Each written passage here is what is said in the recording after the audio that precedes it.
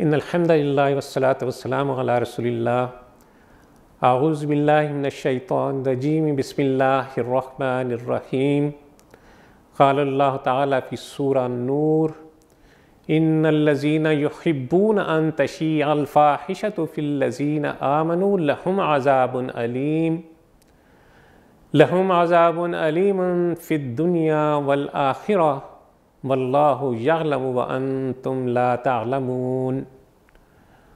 جو لوگ چاہتے ہیں کہ ایمان لانے والوں کے گروہ میں فحش پھیلے وہ دنیا اور آخرت میں دردناک سزا کے مستحق ہیں۔ اللہ جانتا ہے اور تم نہیں جانتے۔ ناظرین کرام، آج مغرب میں جن اخلاقی باختگی کی حدیں انسان پھلانگ چکا ہے، مغرب چاہتا ہے کہ وہ ان بد اخلاقی کی قدروں کو تمام دنیا میں عام کر دے۔ اپنے ملک کو دیکھیے کہ اوپننیس کے نام پر، اوپننیس کی آڑ میں کتنے مذموم کاروبار شروع ہو چکے۔ کلچر کے نام پر لچر کو فروغ دیا جا رہا ہے۔ محلوں اور بازاروں میں فحاشی کی، عریانی کی تعلیم دینے والی پاکستانی، انڈین اور انگلش فلموں کے اڈے، ویڈیو سینٹرز اب عام دکھائی دینے لگ گئے ہیں، جہاں ان فلموں کے علاوہ بھی اور بہت کچھ دستیاب ہوتا ہے۔ سینما گھروں میں جو کچھ دکھایا جا رہا ہے اللہ اور اس کے رسول صلی اللہ علیہ وسلم کے احکامات کی واضح مخالفت ہے، بلکہ میں کہوں گا کہ کھلی بغاوت ہے۔ اور پھر ان کے اثرات معاشرے میں کہاں کہاں تک پہنچتے ہیں، کتنے افراد کو متاثر کرتے ہیں اور مجموعی طور پر ان کا کس قدر نقصان اجتماعی زندگی کو اٹھانا پڑتا ہے۔ اس چیز کو اللہ ہی خوب جانتا ہے، لہٰذا اللہ پر اعتماد کرو اور جن برائیوں کی وہ نشاندہی کر رہا ہے انہیں پوری قوت سے مٹانے کی، انہیں پوری قوت سے دبانے کی پوری کوشش کرو۔ یہ چھوٹی چھوٹی باتیں نہیں ہیں کہ جن کے ساتھ رواداری بڑھتی جائے۔ دراصل یہ بہت بڑی بڑی باتیں ہیں جن کا ارتکاب کرنے والوں کو سخت سزا ملنی چاہیے، کیونکہ یہی اثرات معاشرے میں بدکاری اور دوسرے گناہوں کو پھیلانے میں ایک کلیدی کردار ادا کرتے ہیں۔ کسی گناہ کی شدت کا اندازہ اس گناہ کی سزا کی شدت سے لگایا جا سکتا ہے۔ چنانچہ بدکاری اسلام کی نگاہ میں کس قدر سخت بڑا گناہ ہے، اس کی سزا سے اس کا اندازہ بخوبی ہو سکتا ہے۔ اگر کوئی غیر شادی شدہ شخص زنا کا مرتکب ہو جائے تو اس کی سزا 100 کوڑے ہیں۔ الزانیۃ والزانی فاجلدوا کل واحد منہما 100 جلدہ۔ اور لیکن اگر کوئی شخص شادی شدہ ہے اور پھر وہ اس گناہ کا مرتکب ہو جاتا ہے تو اس کی سزا رجم ہے کہ اس کو پتھر مار مار کر ہلاک کر دیا جائے۔ ان سزاؤں کی شدت سے ہم اس گناہ کی شدت کا، اس کی سنگینی کا بخوبی اندازہ لگا سکتے ہیں۔ صحیح بخاری کی ایک حدیث میں بیان ہوا کہ ایک مرتبہ رسول اللہ صلی اللہ علیہ وسلم نے صحابہ کرام رضی اللہ تعالیٰ عنہم اجمعین کو اپنا ایک خواب سنایا۔ انبیاء کے خواب بھی وحی کا ایک حصہ ہوتے ہیں۔ اس خواب میں رسول اللہ صلی اللہ علیہ وسلم کو مختلف گناہوں کی سزائیں دکھائی گئی تھیں۔ اس میں بدکاری کی جو سزا رسول اللہ صلی اللہ علیہ وسلم کو دکھائی گئی وہ یہ تھی کہ تنور کی مانند ایک بڑا سوراخ ہے جس کا اوپر کا حصہ تنگ اور جس کا پیندہ یعنی نچلا حصہ کافی وسیع۔ اس کے نیچے آگ روشن تھی۔ جب اس آگ کی لپٹ اوپر کی طرف آتی تو جو لوگ اس کے اندر موجود تھے وہ سب کے سب شعلے کے ساتھ اوپر آ جاتے تھے، یہاں تک کہ باہر نکلنے کے قریب پہنچ جاتے تھے۔ اس موقع پر شعلہ دھیما ہوتا تھا اور وہ دوبارہ اس کے پیندے میں وہ افراد واپس چلے جاتے تھے۔ ان لوگوں میں مرد بھی تھے اور عورتیں بھی شامل تھیں، اور یہ تمام کے تمام بے لباس تھے۔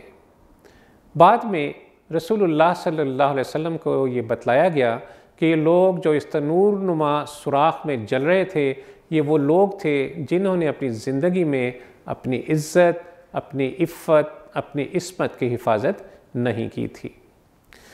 ناظرین اکرام، ایام جاہلیت میں زنا کی، بدکاری کی وبا بہت عام تھی، لیکن اسلام نے لوگوں کی کایا پلٹ کر رکھ دی۔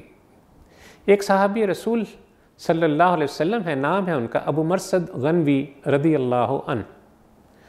زمانہ جاہلیت میں ان کی ایک عناق نامہ محبوبہ تھی جس سے ان کے تعلقات تھے، لیکن جب انہوں نے اسلام کو قبول کیا تو ایسے تمام افعال شنیعہ سے تائب ہو گئے۔ زنا کے نام سے ان کو شدید نفرت ہو گئی۔ ان کا ایک واقعہ میں آپ سے عرض کرتا ہوں۔ یہ واقعہ ترمذی اور ابو داؤد میں مذکور ہے۔ ابو مرثد غنوی رضی اللہ تعالیٰ عنہ بڑے جری، بڑے شجیع، بہادر صحابی تھے۔ رسول اللہ صلی اللہ علیہ وسلم کبھی کبھار انہیں مکہ مکرمہ بھیجا کرتے تھے تاکہ وہ ظلم کی چکی میں پستے ہوئے کمزور مسلمانوں کو، بے گناہ مسلمانوں کو ان کے ظلم سے چھڑا کر مدینہ لا سکے۔ ایک بار کچھ مجبور اور مظلوم قیدی مسلمان صحابہ کو رہا کرانے کے لیے مکہ تشریف لے جا رہے تھے کہ جس نخلستان سے وہ گزر رہے تھے، اتفاق سے اسی نخلستان سے ان کی محبوبہ سابقہ عناق بھی گزر رہی تھی۔ چاندنی رات تھی، خاموش فضا تھی۔ عناق نے ابو مرثد رضی اللہ تعالیٰ عنہ کو پہچان لیا اور بولی، آؤ آؤ، کیسے آنا ہوا؟ بہت مدت کے بعد آج تم سے ملاقات ہوئی۔ مرحبا مرحبا، آج کی رات تو تم میرے ساتھ ہی گزارو گے۔ آپ رضی اللہ تعالیٰ عنہ نے جواب دیا کہ میں مسلمان ہو چکا ہوں اور اسلام میں زناکاری کی بڑی شدید مذمت ہے، اس لیے مجھ سے اس قسم کے کسی فعل کی کوئی توقع نہ رکھو۔ اس نے بہتیرا پھسلانے کی کوشش کی، لیکن جب انہوں نے صاف صاف جواب دے دیا تو مایوس ہو کر اس نے شور مچا دیا کہ لوگوں دوڑو، رات کی تاریکی میں ایک مسلمان برے ارادے کے ساتھ میرے پاس آیا ہے۔ اس شور و غل کو سن کر سب ابو مرثد کے پیچھے بھاگے۔ انہوں نے ایک جگہ غار میں چھپ کر پناہ لی، ان کو نظر نہ آئے۔ وہ لوگ ادھر ادھر جھک مار کر واپس چلے گئے۔ آپ نے اللہ کا شکر ادا کیا کہ اس نے فعل بد سے محفوظ رکھا۔ پھر موقع پا کر اپنے مقصد کے لیے روانہ ہوئے اور کچھ مظلوم مسلمانوں کو رہا کروایا اور انہیں نکال کر مدینہ پہنچ گئے۔ مدینہ پہنچ کر یہ سارا واقعہ رسول اللہ صلی اللہ علیہ وسلم سے گوش گزار کیا۔ عناق ایک عرصہ محبوبہ رہی تھی۔ عناق سے نکاح کے بارے میں رسول اللہ صلی اللہ علیہ وسلم سے سوال کیا کہ یا رسول اللہ صلی اللہ علیہ وسلم، کیا میں عناق سے نکاح کر لوں؟ نبی صلی اللہ علیہ وسلم نے ارشاد فرمایا کہ ابو مرثد، تم اس سے نکاح نہ کرنا۔ اس واقعہ سے پتہ چلتا ہے کہ اہل ایمان کا عام معاشرہ کتنا پاکیزہ تھا کہ وہ سب کے سب زناکاری اور اس کے محرکات سے دور دور رہا کرتے تھے۔ ابو مرثد غنوی رضی اللہ تعالیٰ عنہ اسلام لانے کے بعد زنا سے کس قدر شدید بیزار تھے، ایسے ہی ہر مسلمان کو ہونا چاہیے۔ صحیح بخاری کی ایک حدیث میں وارد ہے کہ جن 7 آدمیوں کو بروز محشر اللہ عز و جل کے سائے کے نیچے جگہ ملے گی اور جس دن کوئی اور دوسرا سایہ اللہ کے سائے کے علاوہ نہ ہوگا، ان میں وہ نوجوان بھی شامل ہوگا جس کو کسی خوبصورت اور دولت مند عورت نے بدکاری کے لیے آمادہ کیا ہو، مگر اس نوجوان نے اللہ کے خوف سے ڈر کر صاف انکار کر دیا ہو۔ تو ایسے تمام حضرات اس حدیث مبارکہ کی مصداق اللہ عز و جل کی امان میں اس کی عرش کے سائے میں ہوں گے۔ اللہ عز و جل سے دعا ہے کہ وہ ہمیں فواحش اور اس کے دیگر عوامل سے محفوظ فرمائے، ہمیں دین پر استقامت نصیب فرمائے، حالت اسلام پر زندہ رکھے اور حالت ایمان پر اس دنیا سے لے جائے۔ وصلی اللہ تعالی علی خیر خلقہ محمد وعلی آلہ وصحبہ وسلم۔